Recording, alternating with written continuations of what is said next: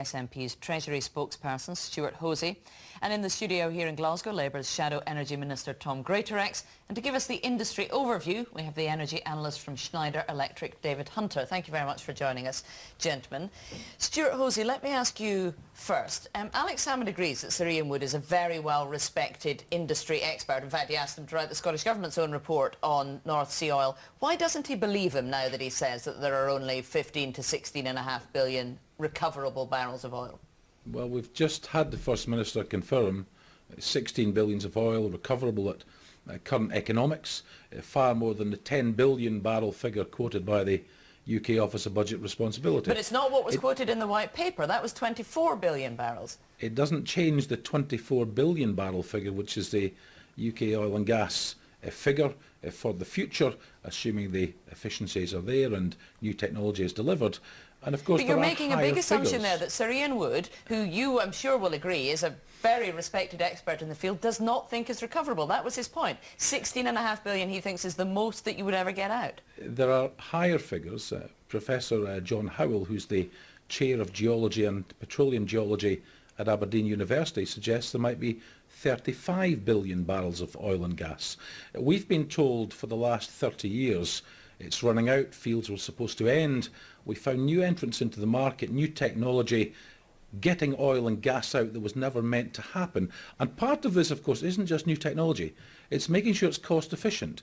That means a government that understands oil taxation rather than a UK government, which hiked up the supplementary charge in 2010 and then was at it again this year. Okay, well, let me change the tax regime to the bareboat chartering regime. Let me put some of that to Tom Greatrex. Even if there are only 15 to 16.5 billion barrels of recoverable oil under the North Sea, that's still a great asset, isn't it? What country wouldn't want to have that much oil? Well, I don't think anybody's arguing that that isn't a good contribution. The problem for Stuart and for Alex Salmond and for the SNP is that all of their case is predicated on 24 billion barrels being extracted. That's what the White Paper is based on. That's based on the very high end of the projections, and then with assertion and assumption and exaggeration to get to that 1.5 trillion figure and presenting that as though that's revenue, when of course that isn't. That's wholesale value. And of course, when we're talking about more marginal fields, the cost to get the oil out is higher. The technology needed is more intense. That comes with added cost.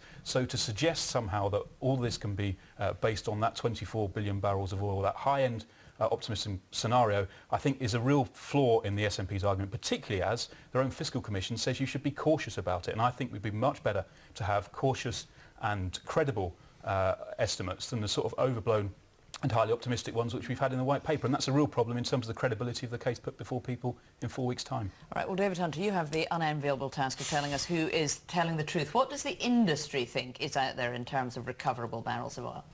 Well, I think Sir Ian Wood is a respected figure, as you've said, and he can't know for certain. He himself came up with a wide range of possible scenarios. I think 24 billion is possible, but towards the more optimistic end, clearly. I think the ultimate answer is that people don't know at this stage, and it relies on a number of different variables, from taxation regime to global competition, also cost in the industry. I mean, last year alone, costs went up for production by 15% on the continental shelf, and that makes a huge difference to where oil companies choose to put their investments. So I think it's clear that there's going to be a lot of revenue to come out of the North Sea, but it's the rate at which that comes out and the rate at which it declines, and certainly it is in long-term decline. Stuart Hosey, it's true, isn't it, that with all these variables it's very difficult to know how much can be extracted and also what the revenues would be from extracting that oil, because we don't know what the price of oil will be looking decades into the future. So you can't really base the government estimates as precisely as you have, saying there will be 1.3 trillion pounds worth of revenue. Well, that's the wholesale price. Certainly the PwC report of a couple of years ago suggested something in the order of 400 billion of revenue. That seems a fairly reasonable estimate over the lifetime. I think that's a good estimate to take. But given these variables, how can you estimate that? How can you have any idea what the revenues might be? Well, I was about to say, you know, Scotland is, as the First Minister said, or cannot be, a benighted country where discovering oil is a burden for us but a boon to everybody else. Look, we've got to make the best estimate we can on a whole range of factors which have been described: productivity, cost, the fiscal regime. all of these things. Now, we think an independent Scotland can do that better. We understand the oil sector better than the UK. We wouldn't tax it to death. We would allow marginal fields to actually be profitable, to actually work, instead of treating it like a cash cow, which is what the UK government have done for the last 40 years.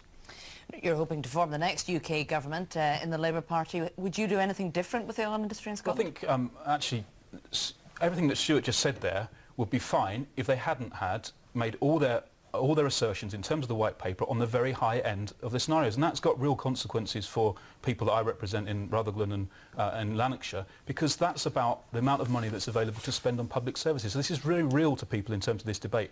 And I think when we talk about the North Sea, we know that and Ian Wood made this clear in his report, that we are talking about a largely maturing basin. There will be new discoveries, but they're relatively small compared to the big fields which are close to being exploited. And technological developments and improvements will help get more out, but we're still talking about something which is very often marginal in terms of economic activity, and we can't base all of our economy on the very highest end assumptions and projections, because if we're doing that, we're opening ourselves to a position where we've got real problems. It's not just a credibility gap for Alex Salmond, it's a financial gap for the whole of Scotland. All right, well, stay with me for a moment, because it was announced earlier this evening that the construction of one of the world's largest tidal energy projects is about to begin in the Pentland Firth later this year.